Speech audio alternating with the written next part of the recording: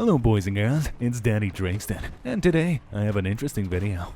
I'm sorry for the voice. I'm slightly sick at this moment. As most of us know, Battlefield 5's been an immeasurable disappointment in the fields of actually being a World War II game. From including items like actual 2012 American BDU pants in the UK Army, to including Chinese gas masks made in 2009, Vietnam and 1980s era stuff, including camos. By the way, all of these things will be addressed in a myriad of other videos that I have written specifically on that. Hell, come to think of it, Battlefield 5's been an immeasurable disappointment everywhere. To including Chinese gas masks made in 2009, Vietnam and 1980s era stuff, including camos, American World War II flag jackets in the German Army, German leather jackets, and goggles in the British Army. The goggles, for example, are assets you can actually see both in the UK and the German Army. It's German, but it's also in the UK Army. Video on that very soon. The amount of stuff that is not appropriate to World War II is immeasurable, boys. And, you know, I could forgive some of it if it weren't so rampant. Toseläten der deutschen Wehrmacht. That is one of the many rampant reasons Battlefield 5 sucks. On top of that, no actual standard issue uniforms. No M30 Field Blouse. No P37 BDUs for the UK. Nothing. But boys instead have a Chinese gas mask made in 2010 that is totally and utterly appropriate to this setting. Hello guys, here at EA in Stockholm. We really care about delivering the best experiences appropriate to these settings. When Battlefield 5 was revealed, remember? We promised you a highly authentic World War II experience, the most immersive Battlefield game ever. You're not listening to some random guy on the internet, mate. Take it from our mouth. This is the most immersive battlefield yet in a World War II you have never seen before, where launch is just the beginning of the journey. So, to execute on our valiant promise to make the most immersive World War II game, we decided that we don't like World War II. That's why we're going to start including items from the Cold War, 1962, and onward until 2012. Immersive and grounded. Sticking to commercially exhibited promises, qualities promised to be part of the product. Hell no, motherfucker, I'm gonna release a broken game, I'm gonna get your cash, I'm gonna move on, boy. In addition, we're going to totally miss the inclusion of actual standard issue era appropriate uniforms. Well, there is one, but you have to pay extra money for it, and it's locked to an ugly face of an Irish bastard. Where are my taters at, boo? What we have here, ladies and gentlemen, is a classic case of... What the f*** is going on, goddammit? Hey, come on, mate, over Rex over here. I'm gonna give you the face paints. Come on, play the game. You're gonna get the face paints, mate. Come on, you know, love it. You know, guys, the second appropriate face paints, mate. Get ready, face paints. That's what you pay the money for. We scammed you with the Lux. We said, you know, better Lux next time, mate. But I think you're gonna love the new face paint. It's gonna revitalize the love for the Battlefield franchise, mate. Boo, I'm waiting for Bot Company 3. To stick with our promise of highly immersive setting, here is a German woman wearing a 1962 GP5 Soviet gas mask. Because stuff that's only been made 17 years after the war has ended is absolutely and utterly appropriate in the place of actual gear utilized by soldiers of appropriate armies in a game set within the setting of World War II.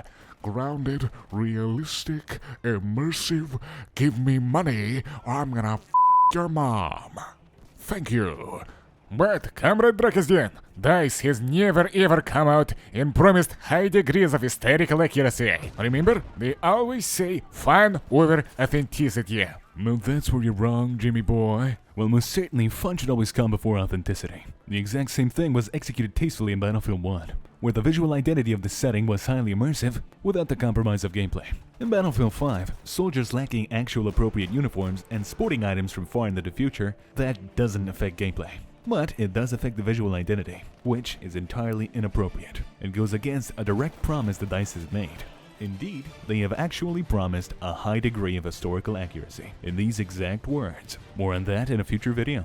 Lies, lies, lies, and lies. Oh wait, you didn't have enough lies tonight. From the very beginning with the reveal trailer, boys, we were presented with how the combined arms mode would look like. Massive scale, infantry, vehicles, paratroops, all together fighting on a massive scale. Going back and watching Battlefield 1's trailer, you can actually tell what the hell's going on. A showcase of many different and varied settings, all within a visually very grounded setting. Battlefield 1 is a video game. It's not realistic. You don't sit around in trenches getting gonorrhea and eating horse meat that's been rotten for 2 weeks. You run around in the open with vast amounts of experimental automatic weaponry. However, you look like an actual Imperial soldier, for the most part highly authentic. A combination of many elements that look appropriate and are appropriate, even though they might not be realistic. But it sure as hell looks appropriate, goddammit. There's no gas mask from 80 years in the future, goddammit. As opposed to Battlefield 5, where British Army soldiers wear not only German stuff, Soviet goggles, gas masks from the future, from China, but lack the inclusion of actual era-appropriate, standard-issue, heavily common clothing that would make them look anyhow appropriate to the setting. American World War II stuff, American Vietnam War stuff, where Germans don't have any actual standard-issue clothing, wear Hungarian helmets instead of German helmets, where Asian women run around in clothes from 2012 in a supposed World War II setting, in which the British Army never employed infantry women, nor stuff from 80 years in the future. All of the promises made by DICE have been rendered full-on lies. And 9 months later, after a delay, Combined Arms finally made its way into Battlefield 5. Lo and behold, all of the things that were both promised and showcased in the trailer were lies. Not of the scale both displayed and promised by DICE, both in the trailer and verbally, or written. No actual planes or any relevant vehicles. No randomly generated or dynamic objectives. Instead, what we got 9 months later was a sad excuse of the most bare-bones co-op mode of a very small scale that most players played to improve their statistics, because killing AI counts as killing players, which also applies when unlocking and doing assignments. When you have a game that's been scrapped together in a measly 18 months, in comparison to 36 months of development time for Battlefield 1, with many base developers that created Battlefield 1 leaving, and many new hires being made in 2017, you simply lose vision, quality, focus, uniformity, and time to develop each of these elements. These things have culminated into nothing else but a subpar product. Thanks for listening to my video. Excuse me for the raspy voice, I am kind of sick. This was just me laying out a bunch of thoughts without much editing. So, if you like my videos, please subscribe, like, and all that stuff that makes the video perform better in comparison to its competition. Thanks. Join my Discord in the description below. We are always having a lot of fun in my Discord. We are always sharing memes, sharing crimes. Where is the body? Where is the body? More eloquent and actual scripted videos, heavily edited, by yours truly. coming in the short future. Thanks for watching, and have a nice day.